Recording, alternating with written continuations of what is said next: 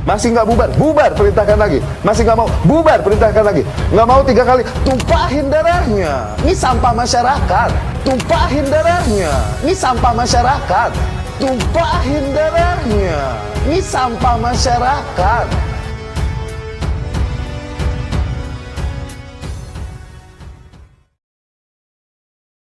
Bagaimana pendapat Ustadz tentang sikap pemuda-pemudi Islam melakukan demo sebagaimana menolak kebijakan pemerintah? Haram, demi Allah. Demonstrasi sama sekali tidak pernah ada ajarannya di dalam syariat Islam. Ketahuilah, salah satu bukti konkret sebuah kelompok Islam itu busuk zaman sekarang ketika mereka melakukan demo.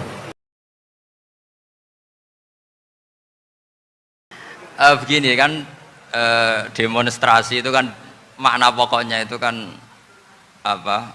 Memperlihatkan. Makanya demonstrasi kekuatan maknanya ya show, ya, memperlihatkan satu apa? Kekuatan.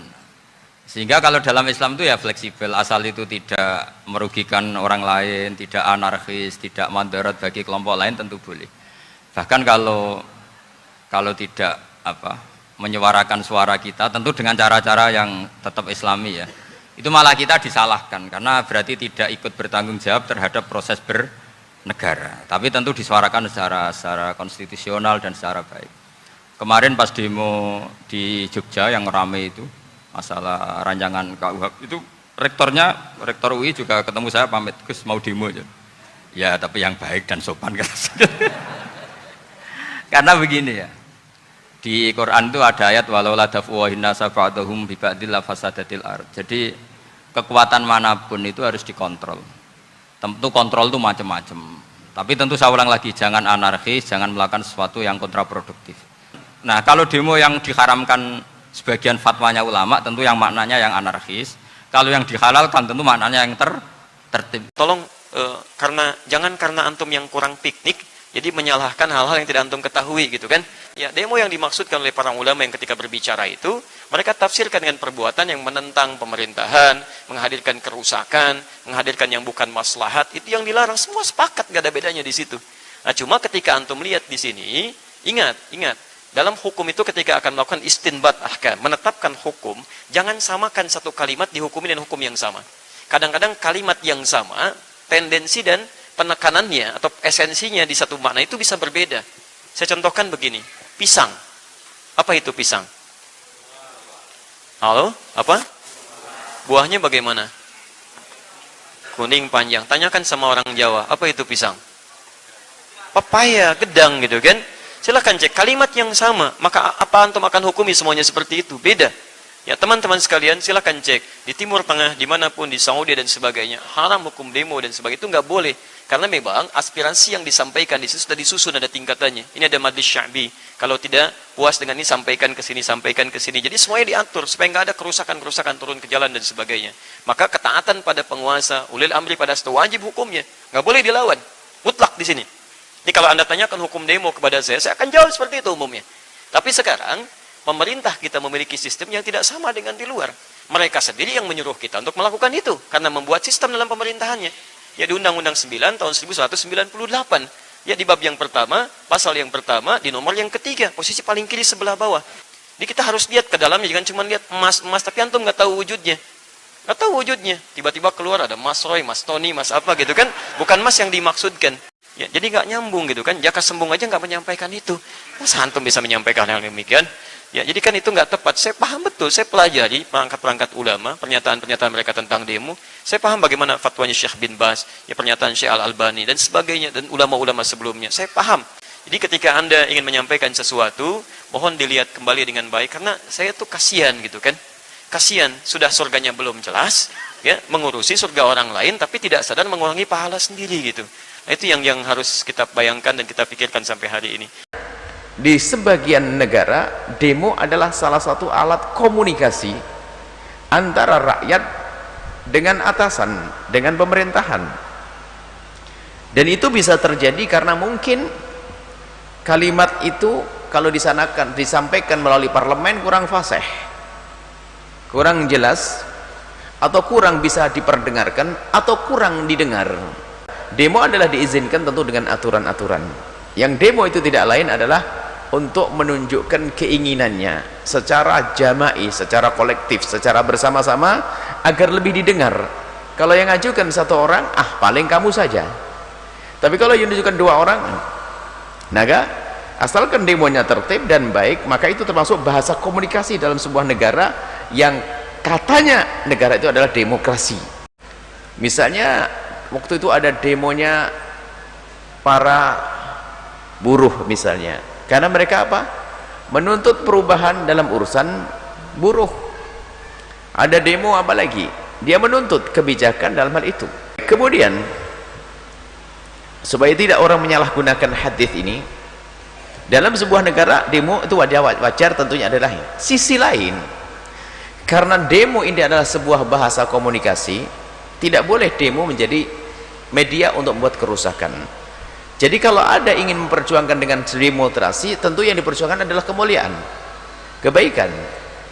Kalau demo, jangan mentang-mentang negara demokrasi, nanti misalnya ada kesepakatan penjudi, kesempatan pemabuk buat demo agar diperkenankan perzinaan. Wah, ini nggak boleh didengar. Karena mereka punya tuntutan atas dasar hak. Kami punya hak.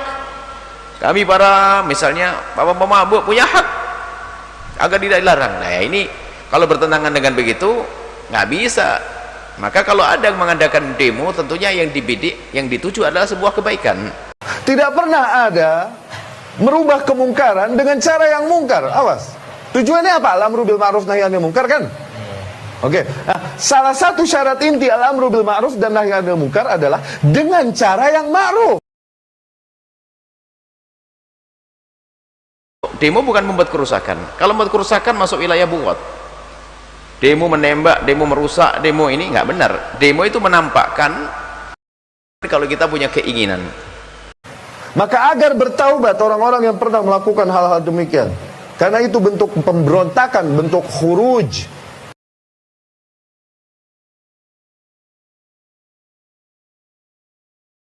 Keluar itu maknanya mengingkari, membuat negara tandingan, membuat pemberontakan. Itu yang dinamakan keluar.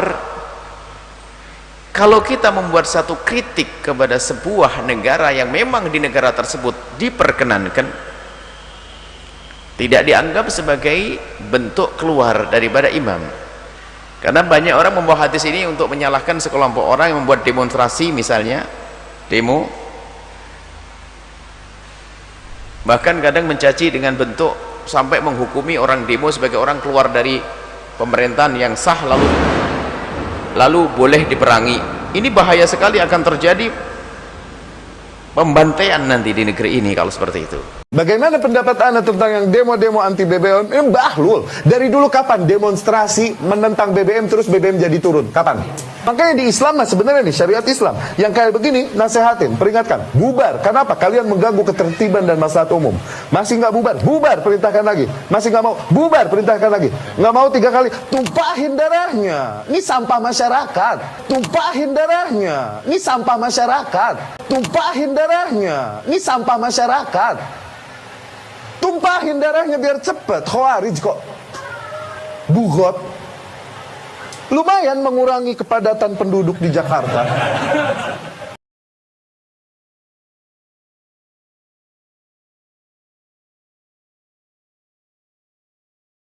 Ini bahaya sekali, akan terjadi pembantaian nanti di negeri ini kalau seperti itu. Sesama muslim tanpa alasan yang dibenarkan kita saling mengkafirkan, itu bentuk keradikalan, saudara. Nggak boleh. Kenapa? Hari ini kita kafirkan saudara kita, besok kita halalkan darah saudara kita, lusa kita bunuh saudara kita sendiri, saudara. Ini paham semacam ini berbahaya. Hati-hati, saudara. Awalnya ngafirin, besok ngehalalin darah saudara kita, lusa ngebunuh. Ini paham berbahaya, tidak boleh dibiarkan, saudara. Jaga diri kita, jaga anak-anak kita, saudara. Tidak boleh paham-paham semacam itu dibiarkan berkembang, saudara. Itu namanya paham radikal. Selama Ahlus Sunnah wal Jamaah menjadi mayoritas di Indonesia, nggak usah khawatir. madhab yang lain bisa hidup dengan tenang.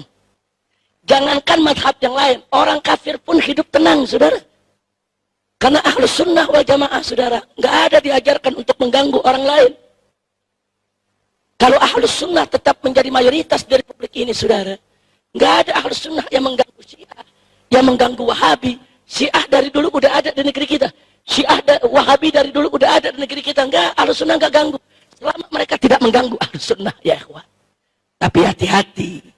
Kalau besok bukan Ahlus Sunnah yang menjadi mayoritas di Republik ini, saudara. Kalau besok bukan Ahlus Sunnah yang menguasai negeri ini, saudara, tidak ada yang bisa menjamin mazhab lain bisa hidup dengan tenang, termasuk Ahlus Sunnah sekalipun, saudara. Lihat apa yang terjadi di Syria. Bagaimana kelompok-kelompok ekstrem Syiah dan kelompok-kelompok ekstrem Wahabi bertempur, saling bunuh, dan Ahlus Sunnah wal Jamaah jadi korbannya, saudara. Almarhum wal maghfurullah Syahid Profesor Dr. Muhammad Said Ramadan Al-Buti, saudara. Siapa beliau? Ulama Asy'ari, ulama Syafi'i, umur sudah 85 tahun, saudara. Begitu melihat bangsanya, rakyatnya, anak negerinya bertempur, sedih, dia nangis, dia nasihati pemerintah, jangan bunuh rakyat. Dia nasihati rakyat, jangan berontak kepada pemerintah. Kedua belah pihak dinasihati, saudara. Diminta duduk bermusyawarah. Sebagaimana adat istiadat daripada Ahlus Sunnah wal Jamaah yang selalu menjunjung tinggi musyawarah. Tapi apa yang terjadi, saudara? Menjadi korban fitnah. Yang kelompok Syiah menuduh dia anti Syiah. Yang kelompok Wahabi menuduh dia bela Syiah, saudara. Akhirnya dibom majelisnya, dibunuh saat sedang mengajar tafsir Al-Quran. Biadab. Coba lihat, saudara. Makanya tadi saya katakan, kalau besok bukan Ahlus Sunnah lagi yang jadi mayoritas di negeri ini, siapa yang jamin? Siapa yang jamin Anda tidak ditindas, saudara? Sekarang aja belum berkuasa udah berani mengkafir-kafirkan kita.